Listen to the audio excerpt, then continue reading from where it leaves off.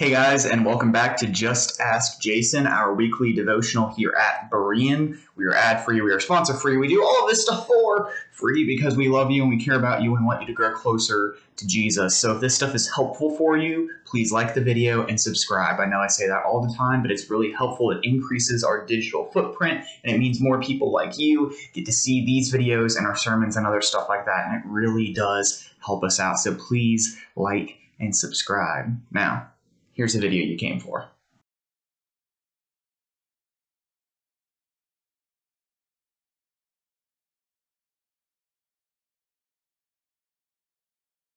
As you might have guessed from the meme, from the title, our question today is it wrong to evangelize? And this question kind of comes up partially out of like an innate feeling I have, but a lot of people my age think it's wrong to like tell others that your faith is correct and try to convince people to like follow your faith.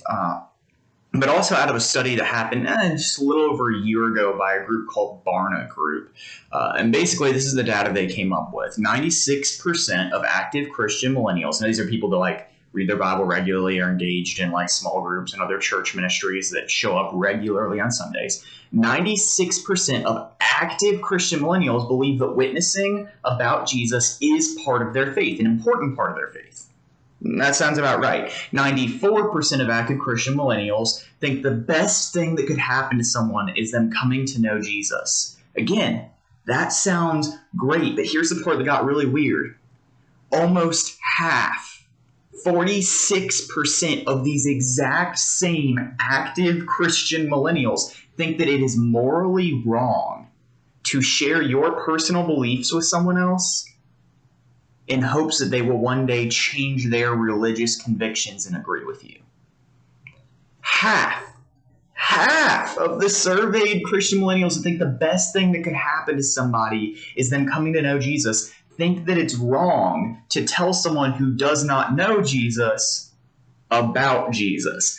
That seems like a really weird disconnect. It seems like a really weird difference. And so I just wanted to take a few short minutes to respond to that idea today. Now, the Barna research didn't say precisely why so many millennials think that it's wrong to tell others about their faith. And there's a whole lot of different things that we could guess at.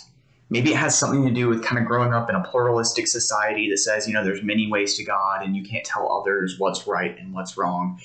Maybe it has something to do with the way that media like portrays Christianity as kind of pushy, kind of mean. Or maybe it's something else entirely. But I just wanted to address like two common objections that were actually brought up in an earlier round of Barna research done in 2018. The first way I want to address this is I want to point out there's good evangelism and there's bad evangelism. Like there's good ways to tell others about your faith and there's bad ways to do it too. Bad evangelism looks something like this. I think one aspect of it is doing what's called cold evangelism. Like in a lot of Christian circles and Christian writings, they'll call it cold evangelism. When you just walk up to somebody you don't know, you knock on a door like Jehovah's Witness style or something, and you say, hey, I'm a Christian, I want to tell you about Jesus, and you have no pre-existing relationship with that person. It's generally demonized because it usually just doesn't work very well, but I think more than that, it's awkward and it makes people feel attacked. Now, there's some times when cold evangelism can be worthwhile. It can be helpful. I've done homeless ministry and we've spent, weeks or months building a relationship with someone before we actually tell them about Jesus. And there's other times that, we start talking to somebody and they immediately bring God up and they want to talk like they know that we're Christians. They know our reputation because the homeless community, knew us pretty well in the city that we were serving in. And so they immediately wanted to talk about God. In that case, cold evangelism is appropriate. They brought it up. They seemed ready. It seemed, not awkward or forced. So we went for it. And that's fine. But in a lot of cases, cold evangelism is not a good thing. You should build a relationship first. The second aspect of bad evangelism is not just that it's cold, not just that you don't have a relationship with someone first, but that it's pushy. If you start telling somebody about Jesus, about your faith, and they say, hey, I don't want to talk about that. I prefer not to discuss it right now. You know what you should do? You should stop.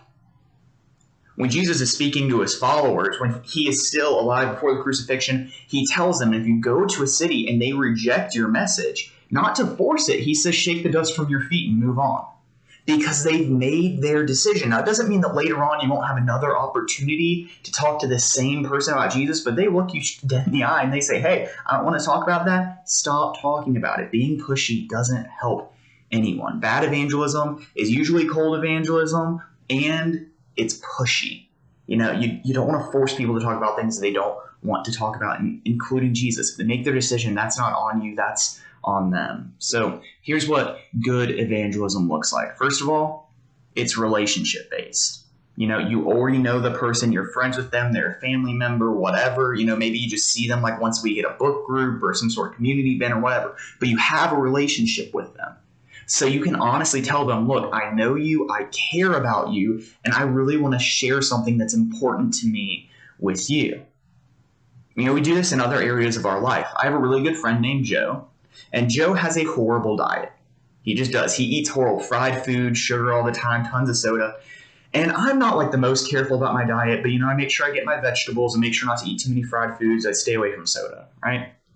And so I'll tell Joe, hey, you're eating horribly. And you would live longer, and you would feel better, and you would look better, and your acne would go away if you would just eat a healthier diet. And Joe promptly does not listen to me. He has not yet told me, Jason, quit telling me that. He just says, yeah, I know, you're probably right, and then ignores me. I can tell him he has a bad diet because I'm friends with him. I know him. I would never, ever walk up to somebody at McDonald's and say, hey, you look kind of fat. You should eat better. That's a horrible thing to say to somebody that you don't know. But I'm really good friends with Joe, and I can tell him, Joe, you've gained a lot of weight since we met in college. This isn't a healthy diet. You should stop. And I tell him that regularly. And I can do that because I know him. And he knows that when I say stuff like that, I'm not being a jerk. I'm saying it because I care. It's the same way with evangelism. If you tell people, hey, I care about you, and this is why I'm saying this, and tell me to stop and I'll stop. But man, I just really want to express something to you that I think is really important. It would really make your life better. Most of the time I think they're going to listen. At least that's been my experience. The other side of this is good evangelism isn't pushy. If someone tells you, I don't want to talk about this, I'm done, you stop. And like I said, maybe you'll get another chance later. But don't push it. Don't be that over-aggressive person. There's a book that I'm reading about evangelism called Conspiracy of Kindness, and it talks about these over-enthusiastic, over-aggressive evangelists, and the writer calls them sharks. He says they're sharks because they just eat people, and it doesn't do anyone any good. They just eat people, and it's a bad time, and they ruin relationships. So don't be a shark. Be what that author calls a dolphin. Be a little bit more gentle, a little bit more loving, a little bit more kind, not quite as pushy. You'll get another chance. Just don't be that pushy jerk. That leaves a bad taste in everyone's mouth. The other aspect or the other response that I want to give to this is I want to respond to the idea that if you evangelize, if you tell other people about your faith, you'll be seen as a fanatic or an extremist. This is something that came up in the 2018 Barna study. There'll be a link below in the description. And this idea, I don't know what to say besides that hasn't been my experience. I'm 22 years old. I'm pastoring a church. That's weird. That's weird for a dude my age. And when I was telling people, hey, I'm going to be a pastor, people would ask me what I'm going to college for, and I'd say, hey, I'm going to be a pastor. I'm going to go to a Bible college for 4 years. I had a number of people who looked at me and said, that's cool, but don't you think you're taking the whole Christianity thing a little too seriously? But that's about the worst that anyone's ever said to me. I wasn't a great evangelist in high school, but the handful of people I did talk to about Jesus, they all seemed really grateful, even the ones that didn't listen. And a handful of friends of mine that evangelized to others, sometimes we'd have mutual friends that weren't Christian, they might come to me and say, hey, so-and-so, he keeps trying to convince me to be a Christian. I'm not that into it. But not a single one of them was mad about it. They were all just kind of like, it's not my thing. I told them it wasn't my thing. Gonna move on with my life. None of them seemed angry. And I thought that was really interesting. The millennials especially, people my age and older, up to, their mid-30s or so, that age group tends to think if I tell others about Jesus, everyone's going to think I'm a freak. But in reality, most people would just be like, I'd rather not. Or they'd be really grateful, even if they don't listen to you. So In my experience, people won't see you as a fanatic, but even if they do, the Bible kind of anticipates it. 1 Corinthians 4, the second half of verse 12 and verse 13. Paul's writing about being an apostle, about the trials that he goes through, and he says this. He says, when we are cursed, we bless. When we are persecuted, we endure it. When we're slandered, we answer kindly. We've become the scum of the earth, the garbage of the world, right up to this moment. Paul even says, I wasn't always treated the best when I followed Jesus, but I still do. Jesus says it in even more clear terms in Matthew 10:22. He says, you will be hated by everyone because of me, but the one who stands firm to the end will be saved. So even though I don't think most people will think you're a fanatic just for telling others about your faith, I think most people will understand as long as you do it in a kind, relationship-based way, as long as you aren't super pushy, most people will get it. Most people will be grateful even if they don't listen.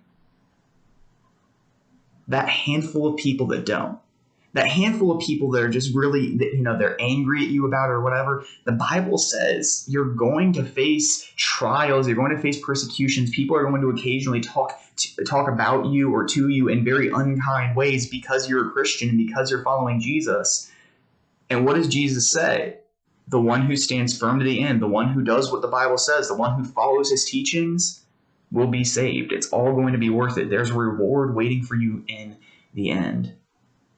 So hopefully all that is helpful to some of you or to someone that you know. Please like, please share, please subscribe, and I can't wait to see you again, hopefully this Sunday with services at 9 a.m. and at 10:30 a.m. if you're in the Murfreesboro area. We love you. We're rooting for you. Can't wait to see you. Bye.